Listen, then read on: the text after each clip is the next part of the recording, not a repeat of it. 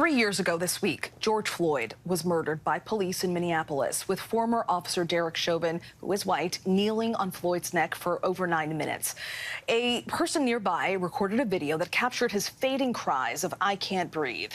Minnesota Attorney General Keith Ellison was the lead prosecutor in the state's case against Chauvin. And in his new book, Break the Wheel, Ending the Cycle of Police Violence, Ellison offers insights for future cases of police brutality, aiming to foster justice, accountability, and the end of the violent cycle within the criminal justice system. And Minnesota Attorney General Keith Ellison joins me now. Thank you so much, sir, for being here. Thanks for having me. Really appreciate it. So you transformed your personal diary entries from the Derek Chauvin trial into this book, documenting every step of the way that had to change your perspective from the start of the trial to the end of the trial. What was your perspective like toward the end of the trial? You know, I was ready for it to be over.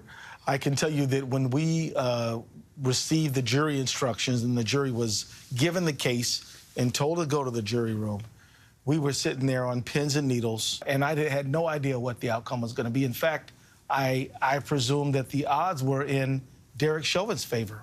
Really? Yeah. You had no inclination at any point thinking it was going to go in one way or another? I did not know, but I thought if history was any judge, you know, we looked at the first George Floyd stateside trial, acquittals. Walter Scott, hung jury. You know, you had the Philando Castile case, which happened in Minnesota. And when the judge read the verdict, guilty, guilty, guilty on all counts, I was surprised, but I wasn't necessarily joyful about it. Right. I was relieved that it was over, and I was relieved that the jury saw what we were trying to tell them, which is that this was a criminal act, and they needed to say so. That's what a verdict is, the truth. Do you think the landscape of the Derek Chauvin trial changed other police brutality cases, or will change them in the future? I think the answer to that is yes, and I'll tell you why. If you look at this tragedy involving Tyree Nichols in Memphis, I'm impressed by how the police chief got out there, released the video fairly quickly. The county attorney gave people confidence that there was going to be real accountability in this matter. I think we've turned the corner in terms of how we handle these things, but I must say we have not turned the corner in terms of police deaths. We have not reduced the number of in-custody shootings or officer-involved of deadly force encounters. And so we still have a lot of ways to go before we break the wheel. Let's talk about the potential conflict of interest between prosecutors and police. You write in the book, it's hard to prosecute police for a number of reasons, but one of the more notable is that police and prosecutors enjoy a close professional relationship, which prosecutors often use to protect their police officer allies. So what steps do you believe need to be taken to address that potential conflict of interest? Well, one thing we have to do is just remind prosecutors, you are to pursue justice and truth without fear or favor of anyone.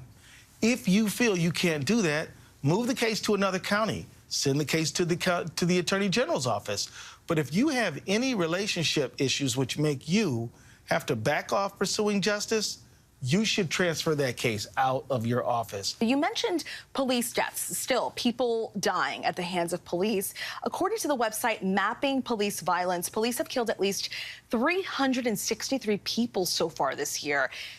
How can law enforcement officers be held more accountable for acts of violence that do possibly cross the line?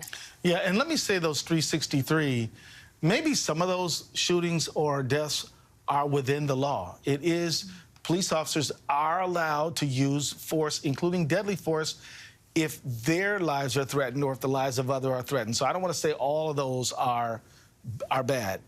But I would say that it's very unlikely that really too many of those, more than maybe 2%, will ever be held accountable because of just the way we do it. What do you do in that situation if you are that young officer that's that is looking up to someone like Derek Chauvin, who's in charge and is doing the wrong thing? What do you do in that situation? Well, what we say now is you better do something because you have a duty to intervene.